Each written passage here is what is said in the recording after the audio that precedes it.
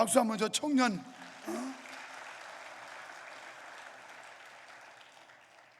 이거 한번 합시다.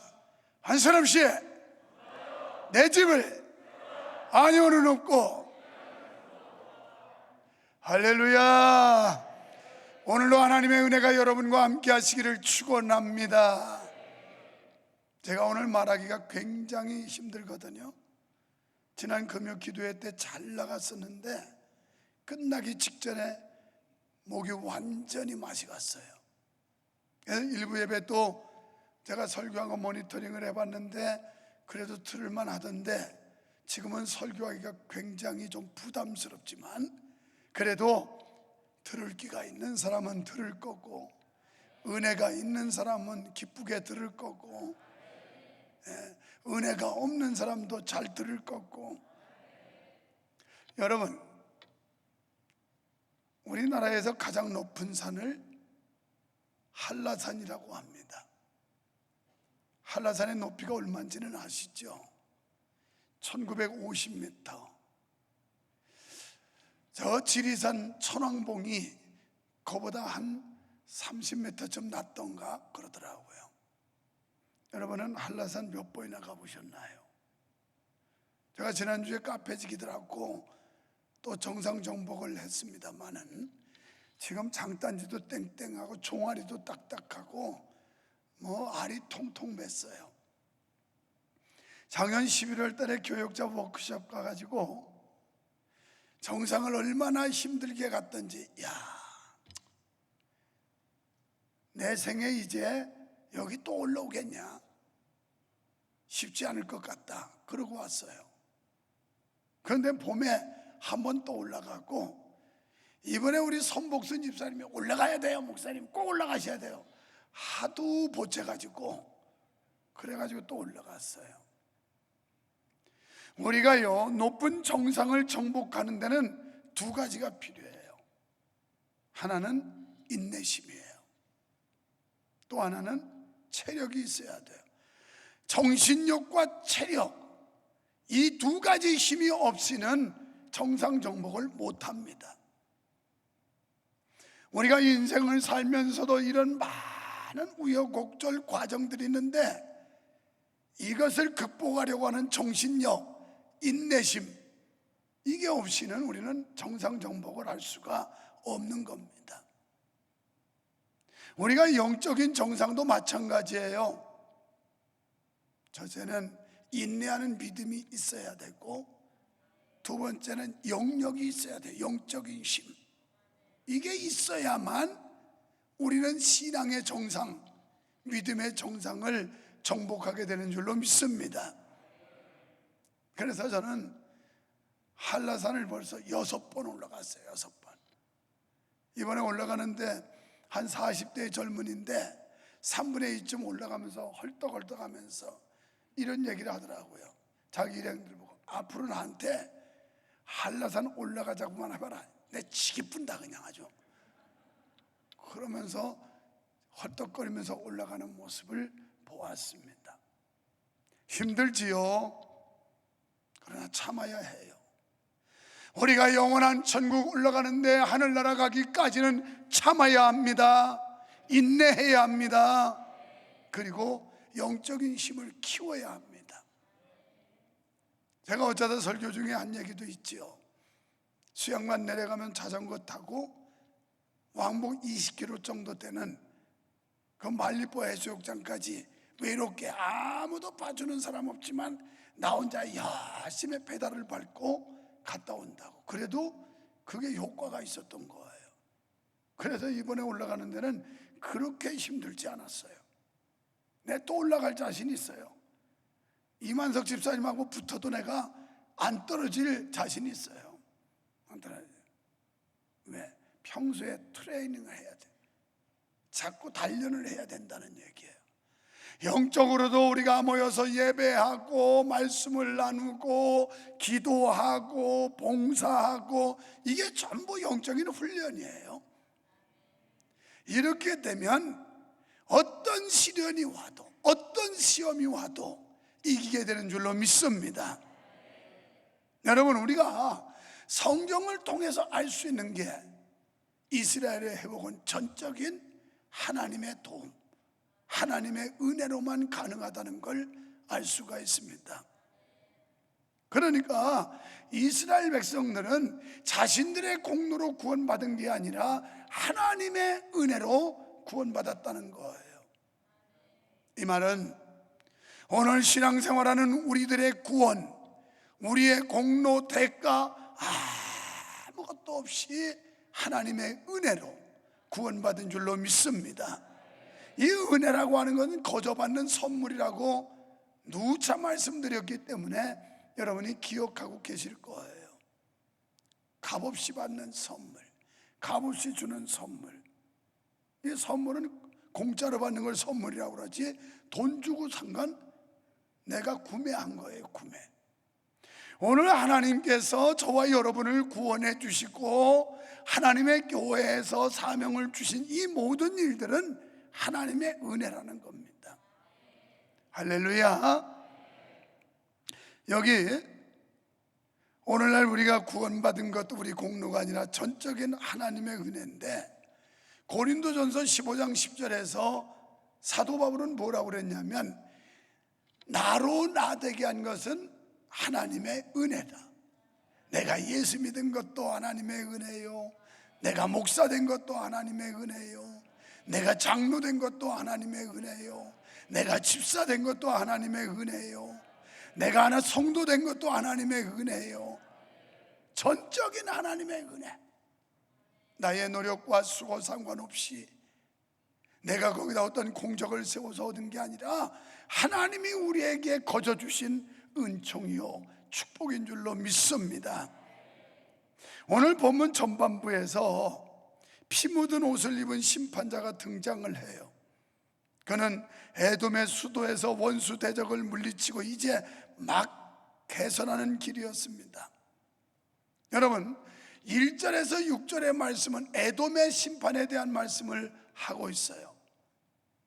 이 에돔 족속, 에돔이라고 하는 나라는 어떤 나라였느냐, 성경에 자주 이제 오르내리는데, 여러분이 이 에돔은 야곱이라고 하는 사람의 형이 에서였어요. 그 에서의 후예들, 이게 에돔 족속입니다. 그렇다면 이스라엘과 에돔은 형제 국가라 이렇게 보시면 돼요. 그런데요, 이 에돔은 이스라엘 백성들에게 못된 짓만 해요.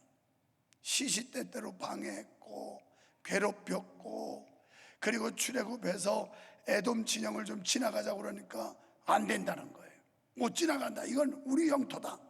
그래가지고 곧바로 질러 가면 가까운데 빙 돌아가게 만드는, 그래서 진로를 방해도 했고, 또 자주 그 남쪽 유다의 그 국경을 자꾸 침범하는, 이런 침략하는 이 못된 짓을 하고, 뭐 생각이 다르겠습니다만은 지금 우리가 남한과 북한 같은 민족이라고 그러죠.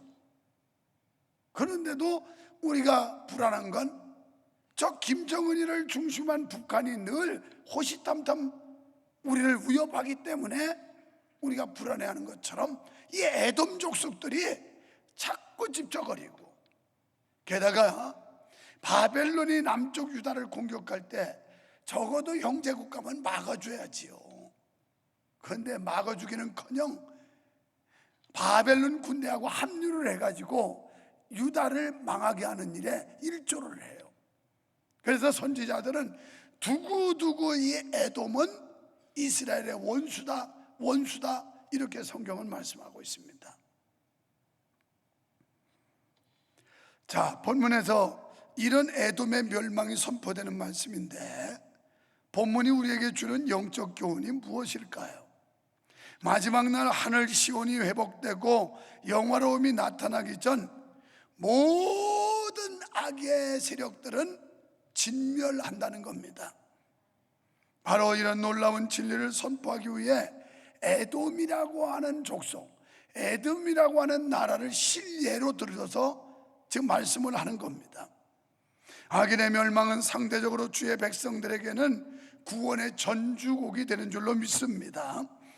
예수 그리스도는 하늘과 땅의 권세를 가지신 분인 줄 믿습니다. 심판자 예수 그리스도는 성도를 대적하는 모든 자들과 싸워서 대적을 물리쳐 주신다고 약속하셨습니다. 그분 앞에는 아무리 막강한 군대의 힘도 소용없습니다. 지혜나 그 밖에 어떤 것으로도 주님을 대적할 수가 없습니다.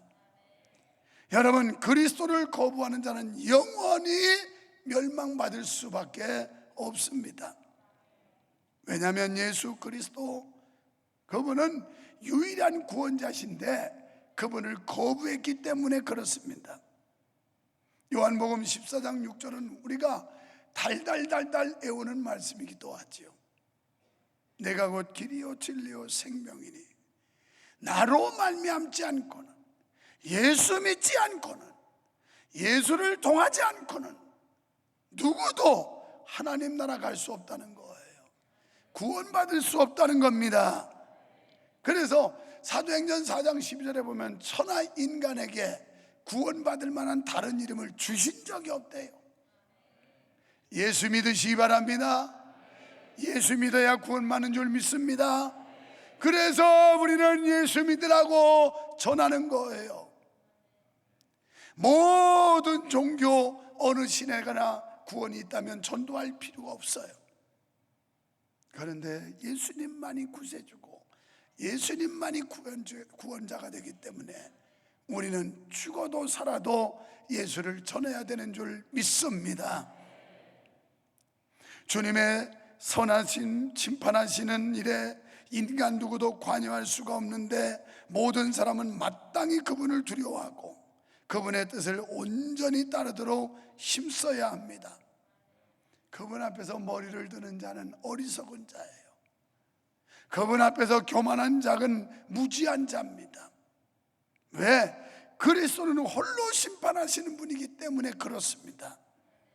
이사야 선지자의 예언은 세상 종말에 구원의 날이 이르기 전 악인은 반드시 그리스도에 의해 철저하게 진멸되고 멸망하게 된다는 말씀입니다. 그러니까 하나님의 백성을 괴롭힌 자들, 주의 자녀들을 공격한 자들, 이런 자들은 반드시 하나님의 심판에서 멸망시킨다는 겁니다. 믿으시면 아멘 합시다. 그 대표적인 예언이 사도 요한이 본 환상을 기록한 계시록에 나와요. 그래서 18장 19절이나 19장 15절에 보면 하나님을 대적하고 하나님의 자녀를 대적한 자들을 호련히 갑자기 그냥 졸지에 다 망하게 만든다는 거예요. 진멸시킨다는 겁니다.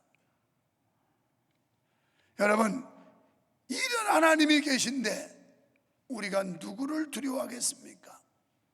그래서 로마서 8장 31절에 보면 하나님이 우리를 위하시면 누가 우리를 대적하리요? 이렇게 말씀합니다. 하나님이 우리를 위하시는데, 하나님이 내 편인데 누가 우리를 대적해서 우리를 괴롭히겠느냐는 거예요. 이 뺑 믿어야 돼요.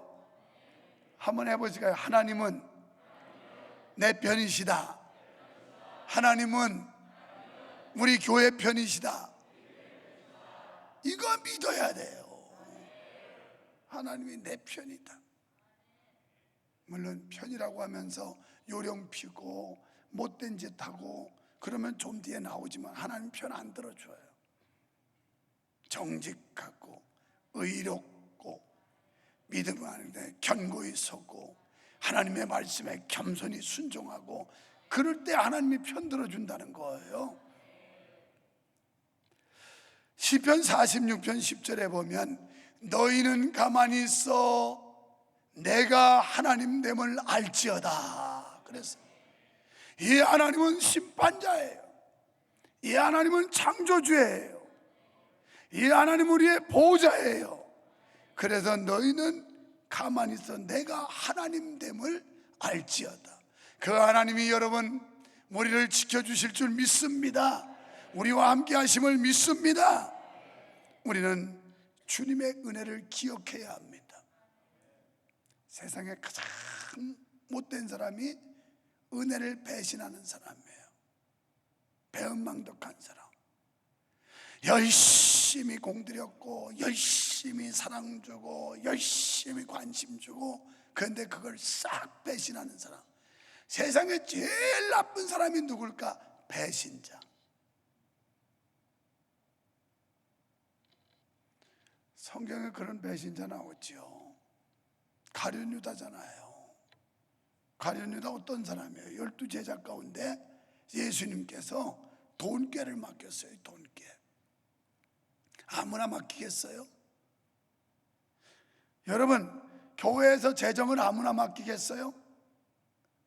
자기가 헌금하는데 정확하고 정직하고 하나님의 것을 소중하게 여기고 성도들이 낸 그 한 푼 두 푼의 헌금을 귀하게 여길 줄 아는 이런 사람에게 재정을 맡기지, 그거 쏙쏙 빼먹는다든지 부정한다든지 이런 사람, 의심 가는 사람한테 안 맡기지요. 돈이라는 건 가장 믿을 만한 사람한테 맡기는 거 아닙니까? 돈. 그런데 예수님께서 12제자 그렇게 열심히 있고 뜨거운 열정 있는 베드로, 요한, 야고보 이거 제껴놓고 가룟 유다한테 맡겼어요. 그런데 세상에 가룟 유다는 돈에 눈이 멀어서 은 30냥에 자기를 그렇게 신임하고 믿었던 예수님을 팔아먹어요. 결국 가룟 유다는 지옥 가지요. 우리 배신하면 안 돼. 인간관계에서도 배신하면 안 됩니다. 그런데 하나님과 우리 사이에 배신하면 되겠어요? 오늘 하나님께서 우리에게 베풀어 주신 이 엄청난 은혜, 하나님이 여러분에게 주신 이 엄청난 축복, 이걸 잊어서는 안 된다라는 거예요. 이제 이사야는 분위기를 바꿉니다. 7절에서부터 내가 여호와께서 우리에게 베푸신 모든 자비와 그 찬송을 말하며, 하나님이 베풀어 주신 그 자비, 은혜, 긍휼, 그 많은 자비를 따라 이스라엘 집에 베푸신 큰 은총을 말하리라. 그동안 그 은혜를 잊어버리고 살다가 은혜를 되찾았다는 거예요. 다음 주일은 잃은 것을 다시 찾자 이거거든요. 잃은 것을 찾자. 제목이 이사야서가 아니고 좀 이제 벗어나서 말씀을 전하는데, 여러분, 우리가 잃어버린 은혜, 잃어버린 사랑, 하나님께서 주신 이 은혜를 잃어버린 거, 뺏겼을까, 놓쳤을까, 잊어버린 거, 내 기억에서 사라진 것들, 이걸 다시 되찾아야 돼서 하나님께 감사해야 된다는 겁니다. 이렇게 이사야 선지자가 하나님을 찬양할 수 있음은 과거 하나님의 은혜를 기억했기 때문에 그렇습니다. 8절에서 그들을 하나님의 백성, 하나님의 자녀라 하시며 구원하셨습니다. 9절에서 과거 하나님께서 이스라엘의 모든 환난 가운데 역사하셨던 걸 상기시켜요. 그러면서 구체적으로 11절부터 14절까지는 출애굽 이후에 광야에서까지, 그러니까 약속의 땅 가나안에 들어가기 이전까지 역사하셨던 그 하나님의 그 기사와 이적, 엄청난 은혜, 이걸 상기시키는 겁니다. 그 은혜가 어떤 은혜였을까요? 바로의 학정에서 자유함을 받고, 그리고 출애굽에서 가로막힌 바다를 하나님께서 기적적으로 갈라서 맨 땅처럼 건너게 하시고, 광야 40년 지났는데 낮에는 그 뜨거운 햇볕 폭양 때문에 뜨거워서 데펴 죽을까봐 하나님께서 구름 기둥을 쫙 해서 선선하게 해주셨고, 밤에는 사막의 기온차가 엄청나게 큰데 얼어 죽을까봐 불기둥으로 해가지고 따뜻하게 데펴 주셨고, 그리고 농사할 수 없고 또 식량을 구할 수도 없는 상황에서 하나님은 매일같이 일용할 양식을 만나를 내려주셨고, 거기서 족한 줄도 모르고 옛날 타령하고 애굽을 그리워하고 그러면서 투덜대는 이스라엘 백성들에게 하나님께서는 그냥 바람을 불어서 동풍을 불어가지고 메추라기를 갖다가 확 썰어서 고기를 시큼 먹게 하시고, 이런 하나님, 이걸 얘기하는 거예요. 여러분, 광야 속에서 하나님의 인도하심이 아니면, 광야 생활 속에 하나님의 보호하심이 아니었다면 그들은 생존할 수가 없었던 거예요.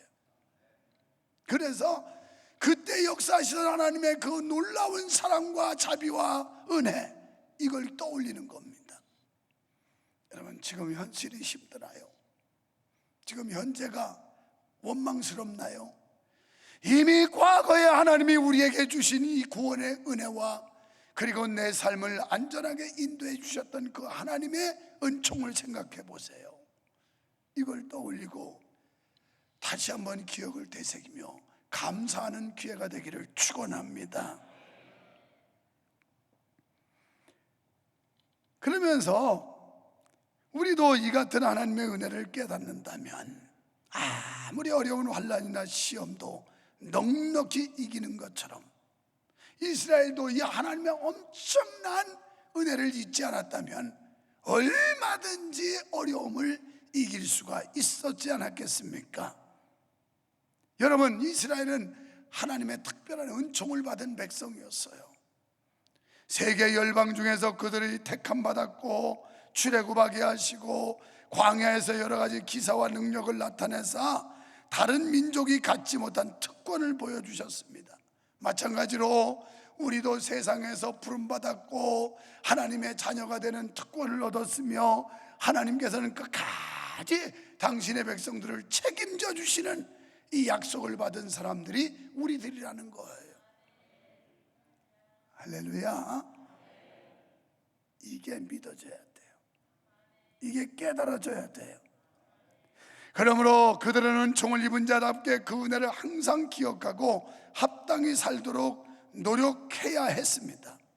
우리는 이스라엘 역사에서 볼 수 있듯이 하나님의 특별한 은혜와 은총을 입은 백성들임에도 끊임없이 하나님을 반역하는 행위를 보게 돼요. 우리도 그렇죠. 하나님의 은혜로 구원받았는데 얼마나 하나님을 배신합니까? 하나님에 대해서 반역합니까? 그래서 하나님 잘못했다고 또 싹싹 빌고 기도하면 하나님이 그들을 다시 회복시켜줘요. 또 삶이 좀 안정되면 언제 그랬냐는데 또 싹 돌아가요. 얼마나 변덕스러웠는지 몰라요. 우리는 안 그럴까요? 얼마나 변덕스러운지 몰라요. 얼마나 간사한지 몰라요. 왜? 우리는 지금 지나치게 육신적이기 때문에 그래. 영적인 사람들은 이런 데 휘둘리지 않아요. 영적인 사람들은 보이는 것에 좌우되지 않아요. 영적인 사람들은 소유되는 것에 좌우되지 않아요. 왜? 보이는 것, 소유되는 것 저 너머에 엄청난 세계를 보고 있기 때문에 그런데 좌우되지 않습니다. 오늘 진정 우리가 하늘나라의 영광을 본다면 이 세상 것, 사도 바울이 그렇게 똑똑하고 훌륭하고 위대했던 사람이 이전 것은 분토와 같이 예수 믿기 이전에 알았던 거, 배웠던 거, 과시했던 모든 것들은 분토와 같이 버렸느라. 이게 바울의 신앙 고백 아닙니까? 어제도 우리 집사님들 간증 차 타면서 들었어요. 참 그렇게 즐겼던 술, 그렇게 하루가 멀다 하고 술만 마시고, 그렇다고 직장생활을 건성으로 하는 게 아니라 거기서 대리기사 쓴 것만 해도 아마 그 돈이 엄청날 거래요. 수십 년을 그랬으니까.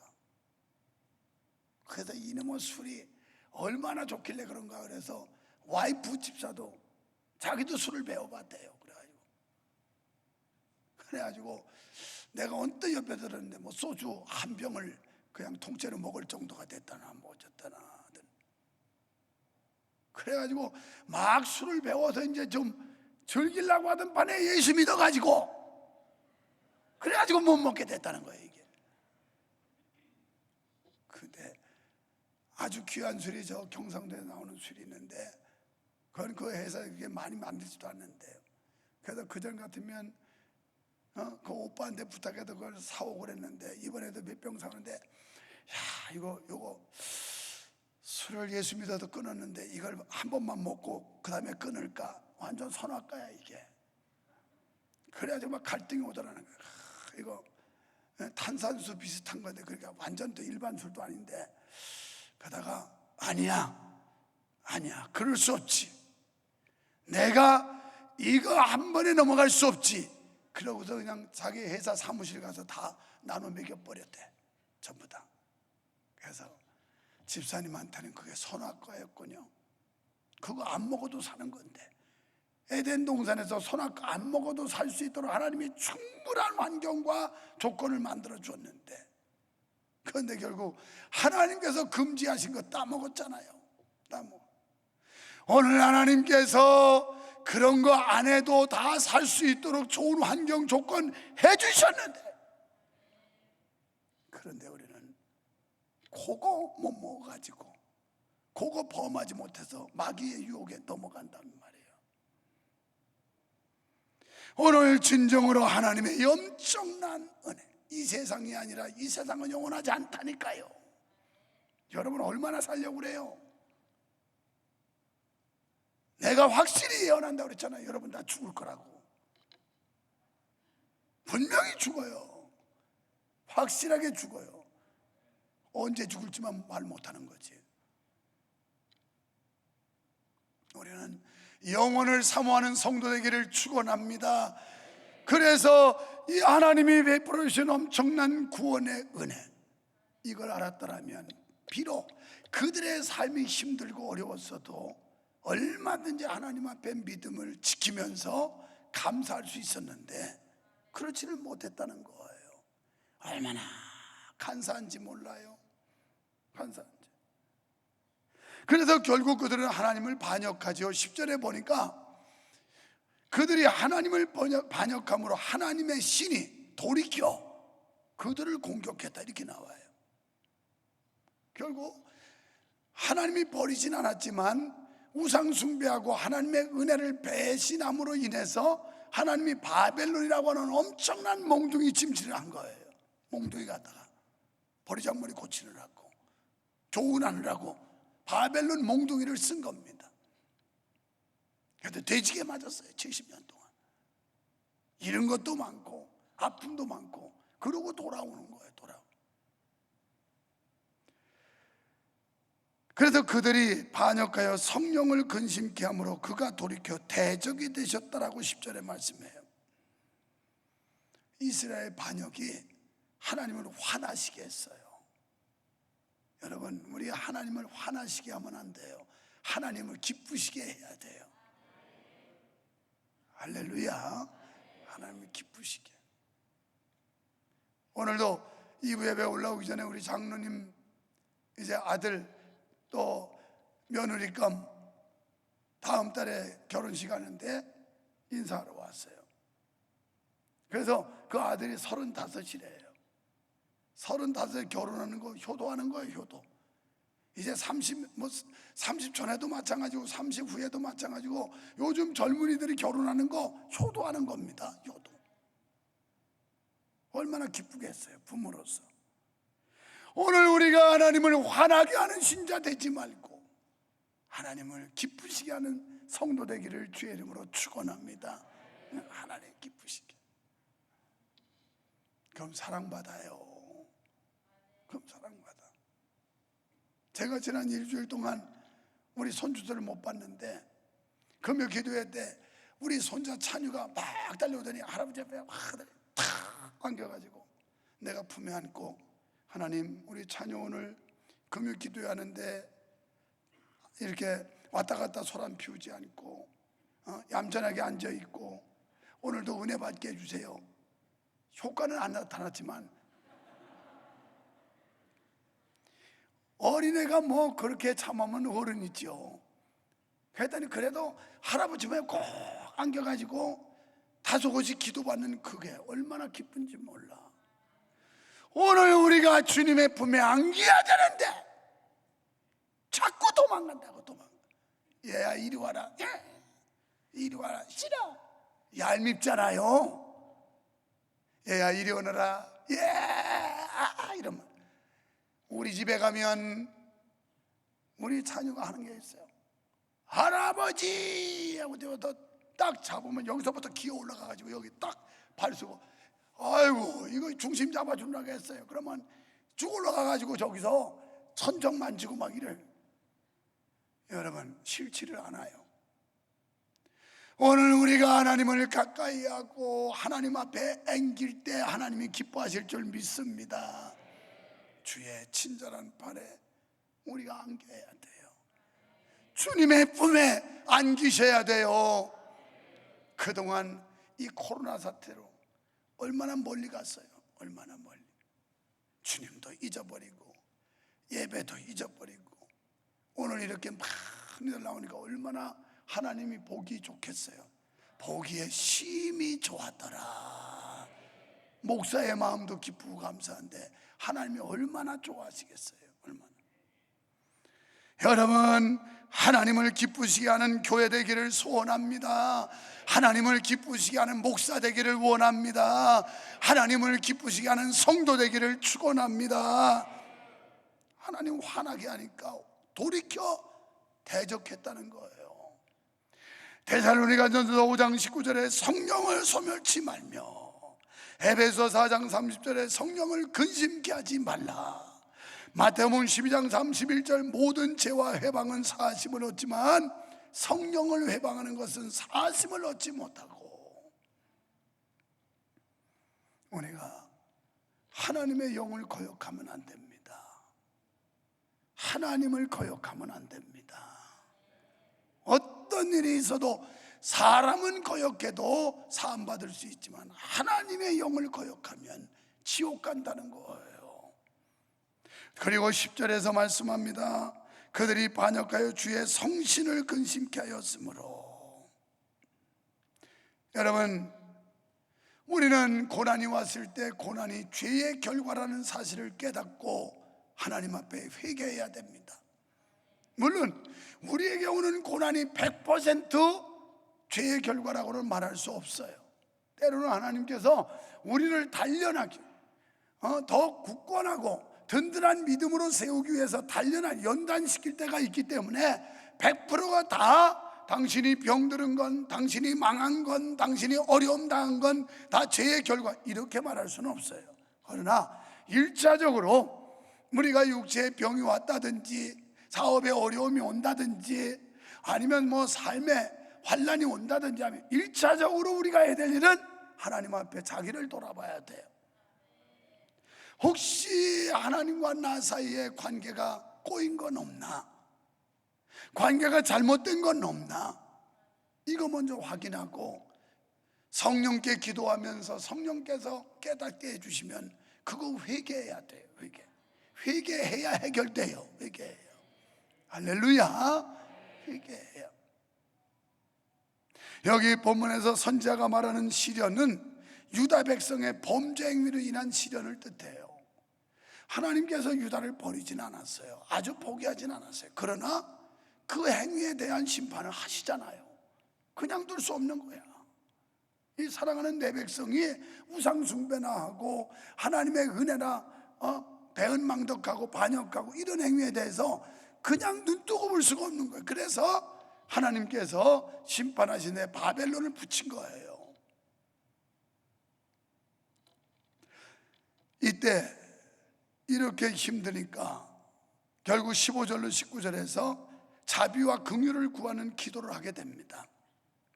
여러분 극심한 고통 가운데 처한 사람의 유일한 희망은 주님께 도움을 호소하는 거예요. 하나님 도와주세요. 하나님 살려주세요. 하나님 잘못했어요. 이거밖에 없어요. 하나님 잘못했어요. 살려주세요. 도와주세요. 구원해 주세요. 마태복음 11장 28절에 수고하고 무거운 짐진 자들아 다 내게로 오라. 내가 너희를 쉬게 하리라. 예수 안에 올 때 자유가 있고요, 예수의 품에 안길 때 쉼이 있어요. 주님과의 관계가 제대로 잘 정리돼서 관계가 맺어질 때 마음에 평안이 있고 쉼이 있고 기쁨이 있고 소망이 있고 자유가 있는 줄 믿습니다. 이 관계 정립이 필요해요. 인간관계에서 관계가 불편하면요 거북스럽다고요. 관계가 안 좋으면요 얼굴 보기가 좀 이상하다고요. 그렇지 않아요? 여러분이 하나님은 안 보이니까 여기 보이는 목사하고 관계가 좀 껄끄러우면 전 보기가 그렇잖아요. 그렇잖아요. 상대는 안 그러는데 자기가 뭔가 보기가 좀 그래. 자기 마음에 문제가 있는 거죠. 그래서 자꾸 멀찌감치 거리감을 두게 되는 거예요. 오늘 하나님과 우리 관계가 제대로 안 되면 하나님과 자꾸 멀어져요. 거리감을 갖게 돼 있어요. 그런데 하나님과 관계가 잘 되면 밀착이 돼가지고 그냥 하나님이 내 하나님이고 내가 하나님의 자녀고 하나님은 내 편이고 내가 하나님 편이고 그러면서 지금 여기 하나님 우리 편 좀 들어주세요, 하나님 자비와 긍휼을 베풀어 주세요 그러는데 그게 아니라 우리가 그리 가면 돼요. 우리 어디 기도할 때 하나님 내 편 들어주세요, 그게 내가 그 편에 서면 되는 거예요. 그래도 유명한 일화가 있지 않습니까? 링컨이 남북전쟁할 때 그의 부하들이 하는 얘기가 장군님 하나님이 우리 편 되게 해달라고 기도합시다 이렇게 했더니 링컨이 남긴 말이 뭐라 그러냐면 여보게 하나님 보고 우리 편 들어달라고 하지 말고 우리가 그 편에 서면 되네. 명답이에요. 명답. 하나님 보고 내 편 들어주세요 하지 말고 내가 그 편에 가서 붙으면 되는 거예요. 간단해요. 하나님 편에 서면 우리는 승리하게 될 줄 믿습니다. 이제 우리는 하나님과 밀착하는 신앙이 되기를 주님의 이름으로 축원합니다. 그래서 17절에 주의 곁을 떠나 강팍함에 빠져있는 주님의 백성들에게 돌아와 달라고 기도하고 있어요. 지금 하나님 보고 이제 돌아와 주세요. 우리가 마치 하나님 백성 아닌 것처럼 보여요, 하나님이 안 계신 것처럼 보여요, 뭐 별별 소리 하면서 지금 도움을 요청하는데 그게 아니라 자기들이 돌아가면 돼요. 돌아가면 이게 원리입니다. 원칙이고. 오늘 사랑하는 여러분, 여러분이 어떤 어려움이 있으신가요? 어떤 환난 가운데 있나요? 하나님 보고 오라고 하지 말고 우리가 돌아갑시다. 우리가 주님께 가까이 나아갑시다. 그러면 그분이 우리 백입니다. 그분이 우리와 함께 하십니다. 그분이 우리 책임져 주십니다. 자비와 긍휼이 하나님 믿으세요. 그럼 우리는 승리할 줄로 믿습니다. 하나님 아버지 감사합니다. 주님을 너무 멀리 떠나왔습니다. 이제 주님을 가까이 하게 하시고 주님을 밀착하게 하시고 주님 품에 안기기를 원합니다. 우리가 주님 편에 서기를 원합니다.